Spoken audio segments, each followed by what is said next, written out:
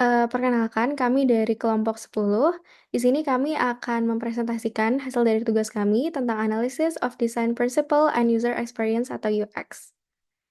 Sebelumnya, kami akan memperkenalkan diri terlebih dahulu. Kami dari kelompok 10, kelas 1. Saya sendiri Salsabila Sofia, NIM 196241185. Dan bersama 3 teman saya, yaitu Darren Christopher, NIM 196240005, Elaine Juvina 196240015, dan Isrina Zakia 196240039. Selanjutnya, di sini kami memiliki 2 app yang nantinya akan kami telaah dari segi desain dan juga UX. Di sini kami memilih yang pertama aplikasi Netflix, di mana Netflix itu aplikasi untuk streaming, di mana kami bisa menonton dan juga streaming secara online. Dan yang kedua yaitu aplikasi BCA Mobile untuk melakukan transaksi secara online.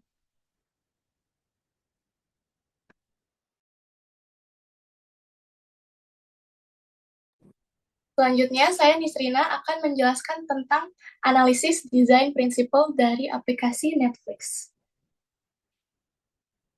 Next. Yang pertama adalah visibility of system status.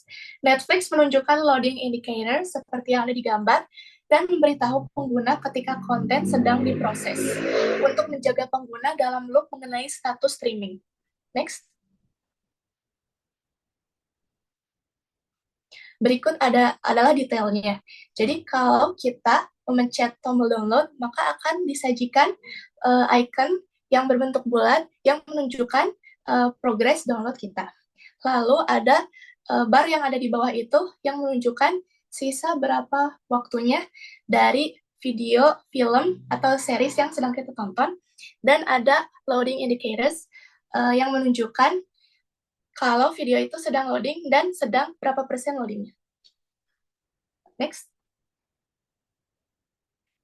Selanjutnya adalah aspek dari match between system and the real world.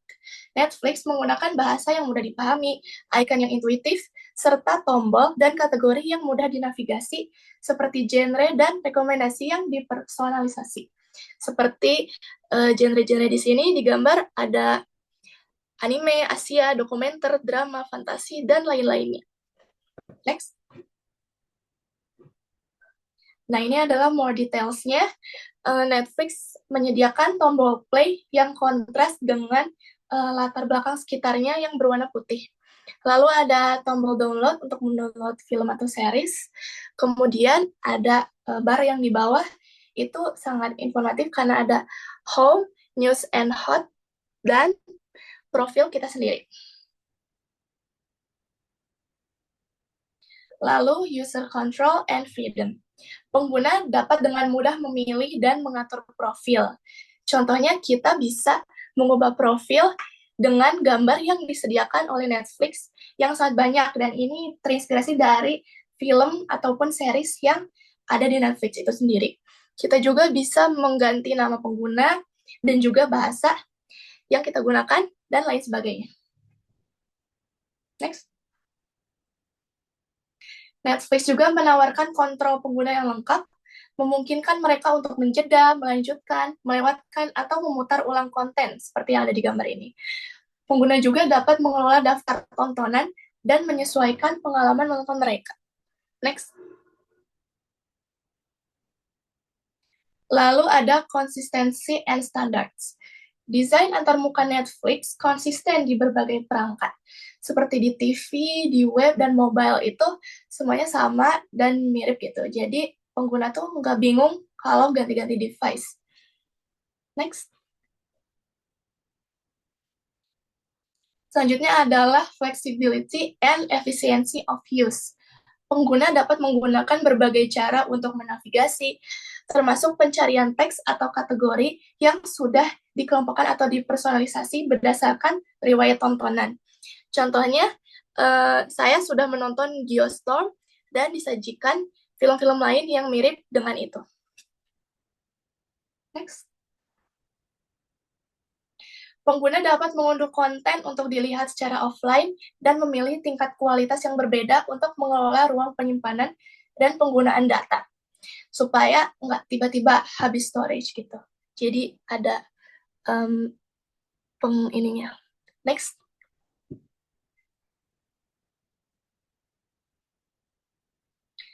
Lalu ada aesthetic and minimalist design. Netflix memiliki desain yang bersih dan minimalis. Fokus utama adalah pada konten video dengan elemen-elemen lain yang mendukung. Contohnya ada ringkasan atau sinopsis dari film tersebut dengan latar belakang yang sangat eye-catching. Terus juga thumbnail videonya dengan judul-judul yang memiliki font yang besar. Lalu ada bar di bottom yang sangat informatif. Dan ada bar-bar seperti manage profiles, app settings, account, help, and sign out. Next. Lalu, Netflix juga menyediakan help and documentation. Tersedia pusat bantuan dan FAQ yang mudah diakses, menawarkan panduan untuk masalah umum. Untuk memudahkan pengguna juga, Netflix menyediakan fitur live chat dan juga phone support. Next. Lalu ada helps user recognize, diagnose, and recover from errors. Jika ada kesalahan saat login atau streaming, Netflix akan memberikan pesan yang jelas dan opsi untuk memperbaiki masalah, seperti internet yang tidak memadai, lalu putus saluran internetnya, kemudian error, dan juga salah password. Next. Nah, Netflix juga menyediakan error prevention. Contohnya adalah confirmation prompts. Jadi, sebelum kita melakukan kesalahan, seperti ingin melakukan penghapusan profil, Netflix itu memberi peringatan dulu gitu. Jadi, supaya mencegah kita dari hal-hal tersebut. Lalu ada search suggestion, seperti kita ingin mencari Game of Thrones, ternyata tidak ada. Nah, Netflix tuh memberitahu dalam prompts tersebut. Lalu juga ada download management supaya mengantisipasi kita agar melihat gitu storage-nya penuh atau tidak. Next. Lalu ada recognition rather than recall. Nah, Netflix menyediakan thumbnail image yang eye-catching dengan font yang besar. Lalu disediakan juga continue watching, and my list. Terus juga disediakan genre kategoris yang banyak supaya memudahkan pengguna mencari film atau series yang ingin ditonton. Next. Nah, Netflix sendiri ini memiliki kekurangan dalam aspek error prevention. Jadi Netflix itu tidak menanyakan konfirmasi saat menghapus konten dari daftar dan download. Jadi Netflix tadi tuh hanya menanyakan konfirmasi kalau ingin menghapus profil. Sedangkan kalau kita ingin menghapus konten atau daftar dan download, itu tuh tidak ditanyakan dulu gitu. Jadi langsung kehapus aja. Jadi itu sangat tidak efektif ya kalau misalnya kita ceroboh. Sekian dan akan dilanjutkan oleh teman saya. Baik, terima kasih Nisrina. Selanjutnya, kami akan membahas tentang user experience atau UX dari aplikasi Netflix.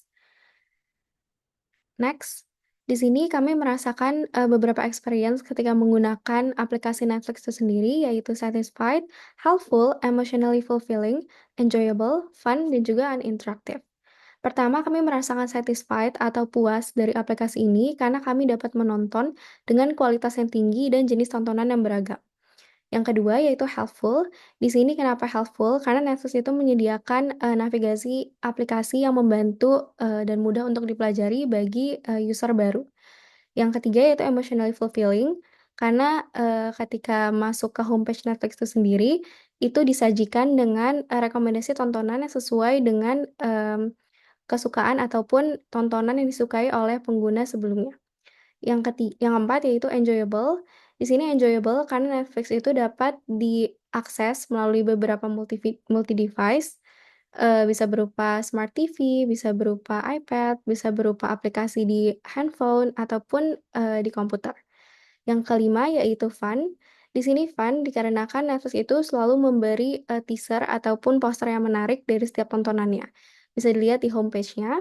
Dan yang terakhir itu experience negatif yang kami rasakan yaitu uninteraktif, di mana kami merasa ketika kami menggunakan aplikasi ini, itu hanya antara aplikasi dan juga usernya, bukan antara user atau usernya. Jadi tidak bisa saling merekomendasikan, tidak bisa nonton bareng, dan juga memberikan review terhadap tontonan.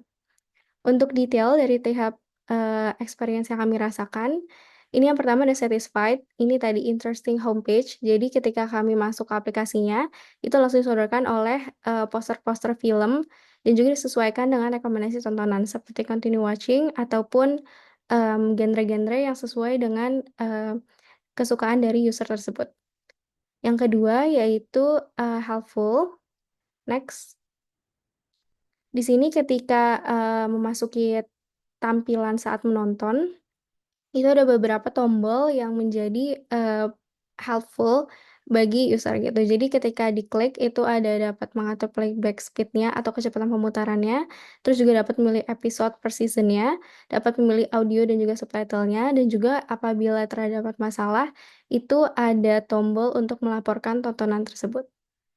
Selanjutnya untuk helpful navigation juga ada pada bagian homepage-nya, di mana pada bagian atasnya tuh ada tombol seperti home, series, film yang memudahkan pengguna saat pertama kali masuk ke homepage. Terus di pojok kanan atasnya itu ada pilihan untuk user 1, 2, 3, 4, 5, di mana itu bisa langsung cepat diganti. Dan untuk search engine-nya itu juga dibantu dengan pilihan dari berbagai genre dan juga dapat disortir melalui alphabetical atau suggestion. Lanjut, yang ketiga itu emotionally fulfilling, di mana Netflix itu mempunyai algoritma yang disesuaikan dengan kesukaan dari tontonan usernya. Jadi setelah menyelesaikan suatu tontonan, itu diberi suatu survei singkat, di mana apakah itu recommended atau enggak untuk user tersebut, dan nantinya akan dijadikan patokan atau acuan untuk merekomendasikan tontonan selanjutnya. Yang keempat yaitu enjoyable. Di sini enjoyable karena Netflix ini dapat diakses baik melalui aplikasi maupun website di beberapa device seperti di iPad, komputer, smart TV, handphone, dan juga laptop. Lanjut, yang kelima yaitu fun. Di sini, ketika kita menonton sesuatu, itu ketika diklik akan muncul teasernya terlebih dahulu. Jadi, bisa dibilang ada previewnya untuk tontonan tersebut dan juga informasi singkat. Jadi fun bagi user. Dan yang terakhir, experience-nya tuh adalah experience negatif yang dimana dapat dijadikan improvement bagi aplikasi Netflix itu sendiri. Yang pertama yaitu tidak adanya fitur untuk menonton bersama, di mana kalau misalkan di aplikasi lain itu bisa dilihat di aplikasi Viki ataupun Scanner, itu tuh memiliki aplikasi untuk menonton bersama dan live comment bersama yang menonton tersebut. Di mana di Netflix itu sendiri belum ada fiturnya, dan ketika orang-orang menggunakan Netflix dan ingin nonton bersama, biasanya menggunakan aplikasi third party dan juga menggunakan aplikasi lain. Jadi harus mengunduh aplikasi lain. Dan yang terakhir yaitu Netflix belum ada fitur untuk mereview tontonan tersebut. Jadi tidak dapat melihat rekomendasi ataupun review dari penonton lain. Sekian dari UX aplikasi Netflix, dilanjutkan oleh teman saya.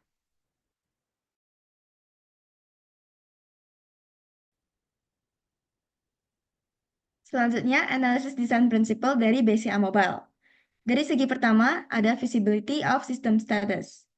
BCA Mobile memiliki indikator warna di sudut kanan atas yang menunjukkan status aplikasi, serta terdapat pesan pop-up yang menunjukkan keberhasilan transaksi. Dapat dilihat dari gambar, ada indikator berwarna hijau yang menandakan transaksi dapat dilanjutkan. Apabila berwarna merah ataupun biru, transaksi tidak dapat dilanjutkan. Di gambar kedua, tertera pesan pop-up yang menunjukkan keberhasilan transaksi. Jadi user dapat mengetahui apakah transaksinya berhasil atau tidak melalui pesan pop-up tersebut. Next. Dari segi kedua, ada match between system and the real world. BCA Mobile menggunakan bahasa yang mudah dipahami oleh setiap pengguna, baik pengguna baru ataupun pengguna lama, dan ikon yang membantu identifikasi menu. Tata penyusunan tanggal, waktu, dan lainnya sesuai dengan standar. Dapat dilihat tanggal yaitu 24/9/2024 yang artinya tanggal 24 bulan September tahun 2024. Tertera juga jam, menit, dan detik. Tertera juga jumlah biaya yang jelas sehingga pengguna dapat mengetahui dengan jelas status atau data-data dari transaksi. Next. Dari segi ketiga, ada user control and freedom. User memiliki kebebasan untuk memilih saat melakukan transaksi, serta kebebasan dalam mengatur limit kartu melalui aplikasi. Dapat dilihat, saya ingin membuka mutasi rekening. Saya dapat memilih tanggal dari mutasi rekening yang ingin saya lihat, tetapi dibatasi hanya pada 1 minggu. Yang kedua ada pemilihan cancel dan OK. Saya dapat memilih sesuai kebebasan dan hak saya, apakah saya mau melanjutkan transaksi ataupun tidak. Yang ketiga ada daftar rekening. Saya bisa memilih rekening yang ingin saya tuju untuk transaksi. Next. Dari segi keempat, ada consistency and standards. BCA Mobile memiliki desain interface yang konsisten dari segi font dan warna untuk setiap halamannya, sehingga tidak membingungkan user. Next. Dari segi kelima yaitu error prevention. Desain BCA Mobile mencegah error melalui pesan dengan warna merah. Dapat dilihat dari gambar, catatan, periode mutasi yang dapat dipilih 7 hari, mutasi rekening maksimum 31 hari yang lalu. Ada juga opsi OK dan cancel sebelum melakukan transaksi sehingga user ditanya berulang kali untuk konfirmasi apakah ingin melanjutkan transaksi atau tidak. Serta terdapat tampilan bank yang berbeda saat ingin melakukan transaksi antar bank. Gambar di tengah menunjukkan daftar bank, daftar pilihan bank saat kita ingin mendaftarkan nomor rekening. Dan gambar yang di bawah yang tertera Blue Bank BCA Digital, BSI, dan BRI itu merupakan daftar rekening yang sudah terdaftar. Next.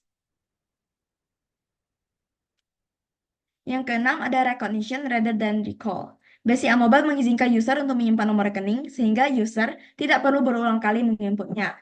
BCA Mobile juga membagi menu dan submenu dengan rapi sehingga user mudah dalam mencari layanan yang diinginkan.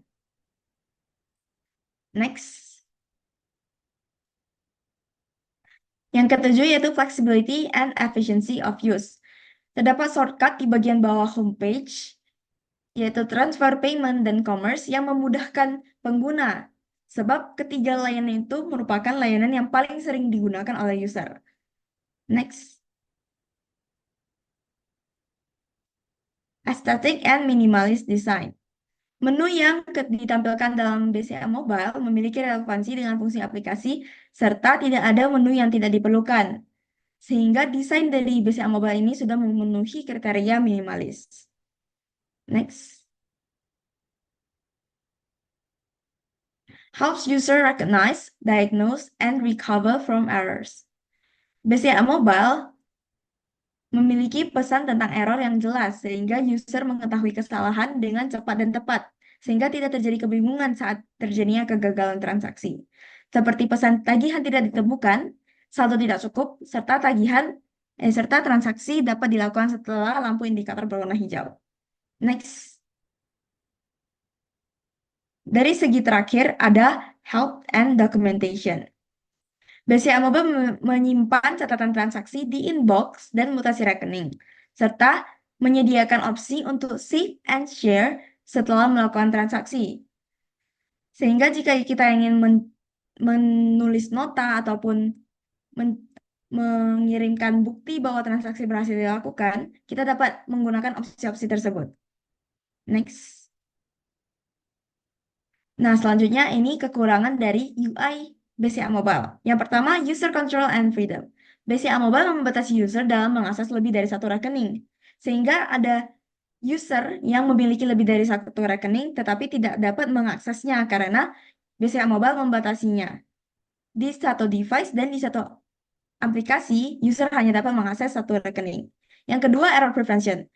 BCA Mobile mengizinkan user memilih lebih dari 1 minggu pada mutasi rekening. Tetapi saat user ingin proceed untuk mengeceknya, terdapat pesan bahwa mutasi rekening tidak dapat diakses karena lebih dari 1 minggu. Yang ketiga, aesthetic and minimalist design. BCA Mobile memiliki tampilan UI yang cenderung ketinggalan zaman atau tren. Next, kekurangan keempat ada flexibility and efficiency of use. Dalam melakukan transfer, user harus mendaftarkan nomor rekening tujuan terlebih dahulu, sehingga tidak memungkinkan saat user sedang tergesa-gesa untuk melakukan transaksi, ataupun memerlukan agar transaksi hanya dilakukan sekali tanpa harus mendaftar rekening. Yang terakhir, kekurangannya yaitu help and documentation. Di aplikasi BCA Mobile tidak tertera informasi tentang contact center di aplikasi, sehingga ketika user memiliki gangguan tentang aplikasi atau memiliki keluhan tentang aplikasi, user harus mencari informasi contact center melalui aplikasi Google ataupun yang lainnya. Sekian dari saya, boleh dilanjutkan teman saya. Sekarang saya akan menjelaskan mengenai UX dari aplikasi BCA Mobile. Di sini kelompok kami telah menuliskan 3 UX yang paling penting dari aplikasi ini. Yang pertama yaitu adalah Headflow. Jadi BCA Mobile menggunakan interface dan flow yang mudah sekali untuk diikuti. Selain itu, BCA Mobile juga menawarkan fungsionalitas yang memudahkan pembayaran, mencatat pengeluaran, dan pendapatan, sampai top up sehingga memuaskan kebutuhan pemakai. Yang kedua, ada experiencing flow. Jadi pengguna bisa mengetahui secara intuisi setiap layanan yang ditawarkan tanpa harus mengandalkan manual atau buku panduan. Yang ketiga, ada boring dan misleading. Desain yang simplistik dan kuno, jika dibandingkan dengan aplikasi bank lainnya, bisa membuat orang-orang tidak tertarik untuk memakai aplikasi BCA Mobile. Dan juga ada tombol yang dapat membingungkan pengguna jika dilihat dari segi warnanya.